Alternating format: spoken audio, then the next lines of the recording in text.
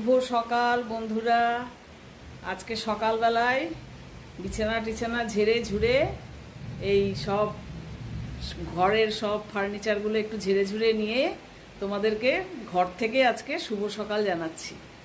তোমরা সবাই কেমন আছো? নিশ্চয়ই ভালো আছো আর সুস্থ আছো।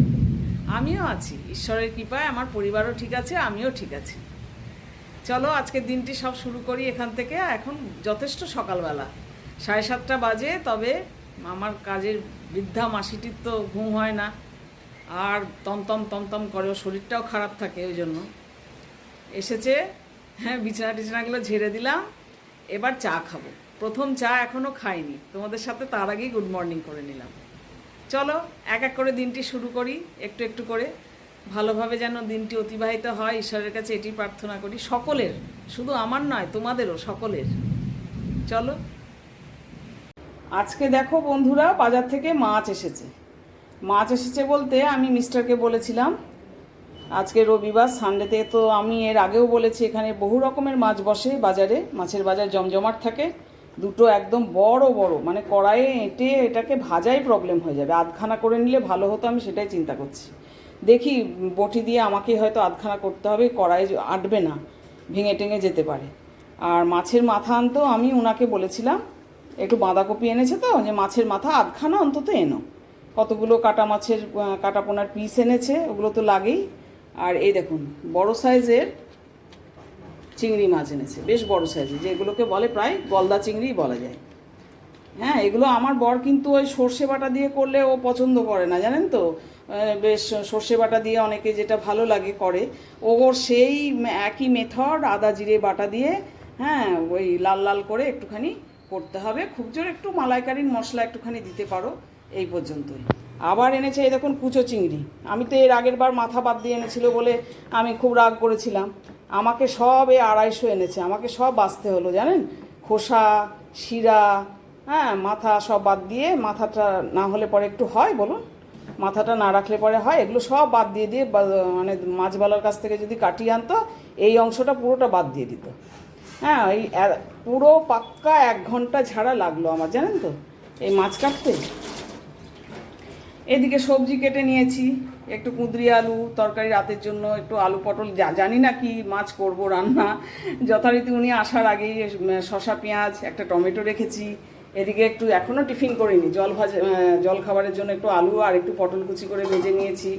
ভাত হাফ ডান হয়ে গেছে।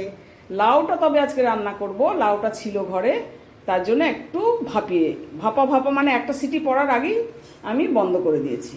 এরকম অবস্থায় রেখেছি। লাউ চিংড়িটা আজকে করতেই হবে, চিংড়ি মাছ লাউটা। এদিকে ডিম আছে, ডিম এনেছে, কিছু সবজি এনেছে। এই আজকে আমার বাজার হাট মিস্টার ব্যানার্জি নিয়ে এসেছে, আপনাদের সাথে শেয়ার করে নিলাম। অবশেষে লাউ চিংড়ি প্রায় হয়ে গেছে আমার। এই চিংড়ি মাছ দিয়ে লাউ করতে গিয়ে আমার কিন্তু একটা গল্প ভীষণ মনে পড়ছে বন্ধুরা, জানো। আর এই মাছটা হতে এখনও বাকি রয়েছে। আজকে আমার রান্নাবান্না হতে অনেক দেরি হয়ে গেল। এই রান্নাঘর থেকেই বলছি বন্ধুরা, এই যে চিংড়ি মাছগুলো না বাছতে, জানেন তো, ঝাড়া 1 ঘন্টা সময় লাগলো আমার। আর নিজেই সব, একদম কেউ হেল্প করার কেউ নেই। হ্যাঁ, নিজেই সমস্ত। আপনারা তো দেখেন আমার কি লড়বড়ে গড়বড়ে হেল্পিং হ্যান্ড একটা। হ্যাঁ, কাজেই ওর পেছনেই আমাকে কাজ করতে হয়, ওর পেছনেই আমাকে খাটতে হয়। টেনশান ওকে নিয়ে আমার। এই ঝাড়া 1 ঘন্টা লাগলো, খোসা বেছে সব কিছু প্রিপেয়ার করে। আরও বাকি মাছগুলো বাজার থেকে কাটাপোনাগুলো কেটে দেয় ঠিকই, হ্যাঁ, কিন্তু আঁশগুলো ছাড়ানো খুব কষ্ট মাছের। আপনারা যারা করেন তারা নিশ্চয়ই জানেন। ঝাড়া আমার 1 ঘন্টা এই মাছের পেছনে, কি তারও বেশি সময়, মানে বাছা ধোয়া করতে আমার সময় লেগে গেল। দেখি এবার টিফিনও করিনি, 10টা বেজে গেছে। হ্যাঁ, এবার একটু টিফিন করি। আর কালকে রাত্রে পরোটা খেয়েছিলাম, একটু বেশি করেই খেয়ে ফেলেছিলাম। আমি তো গুড় ভালোবাসি ভীষণ, গরম গরম পরোটা গুড় দিয়ে, মানে আমি একটা খাই রাত্রে, নাই তো 2টো খাই, কালকে 3টে খেয়ে ফেলেছি। কাজে আজকে একটুখানি হালকা খাবো, একটু আলু ভাজা, মুড়ি আর শশা, এই সমস্ত দিয়ে টিফিনটা করবো আজকে। ঠিক আছে, করতে থাকি, আপনাদের সাথে শেয়ার করে নিলাম। এই রান্না করতে করতে আমার, জানো তো, লাউ চিংড়িটা রান্না করতে করতেই একদম গলদঘর্ম অবস্থায় এসেছি তোমাদের ক্যামেরার সামনে। একটা কথা মনে পড়ে গেল, কি বলো তো, সেই গোপাল ভাঁড়ের লাউ চিংড়ির গল্প তোমাদের নিশ্চয়ই অনেকেরই পড়া। হ্যাঁ, এটা একটা বিখ্যাত গোপাল ভাঁড়ের লাউ চিংড়ির গল্প। এই রান্না করছি আর মনে মনে শুধু সেই গল্পটার কথা মনে পড়ছি, জানো তো।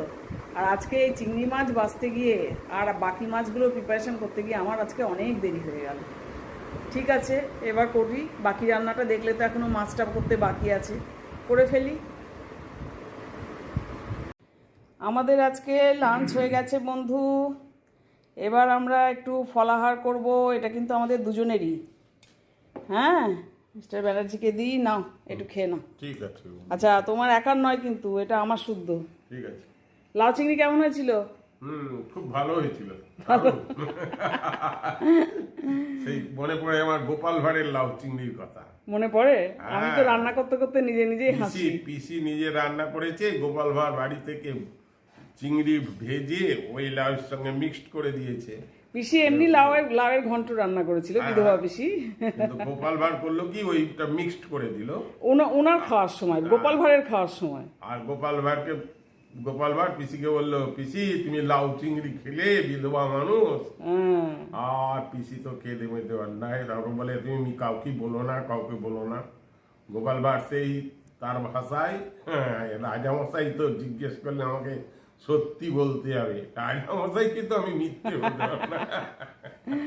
আচ্ছা ঠিক আছে, আমারও মনে পড়ে লাউ চিংড়ি রান্না করতে গেলেই আমার ওই গোপাল ভাঁড়ের ওই পিসিকে খাইয়ে অপবাদ দেওয়া লাউ চিংড়ির ওটা খুব মনে পড়ে। আর আমি নিজের মনে মনেই হাসি। ঠিক আছে, খেয়ে নাও। আর আমার জন্য খাই, আমিও খাবো, আমার জন্য রেখো দুজনেরই। সন্ধে বাতি করা হয়ে গেল, 6টা বেজে গেছে বন্ধুরা। জয় গুরু, জয় গুরু, জয় গুরু। ঠাকুর সবার মঙ্গল করুন, এই প্রার্থনা রাখি সবার কাছে।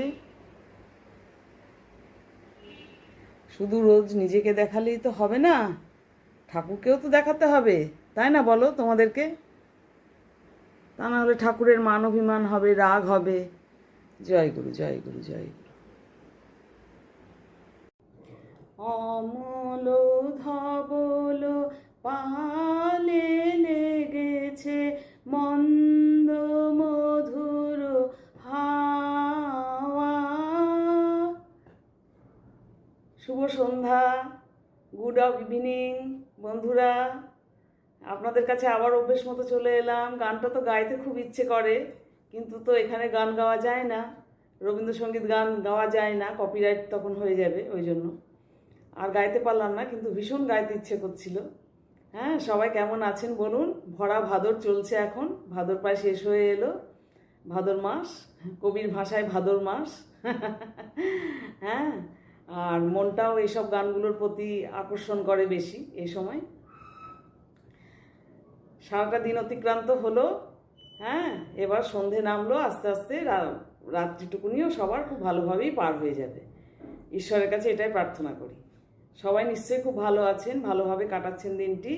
সবাই খুব ভালোভাবে কাটান, পরিবারের সঙ্গে নিযুক্ত হয়ে খুব সুন্দরভাবে হাসি খেলা, হাসি মশকরা করে সুন্দরভাবে দিনটি কাটান।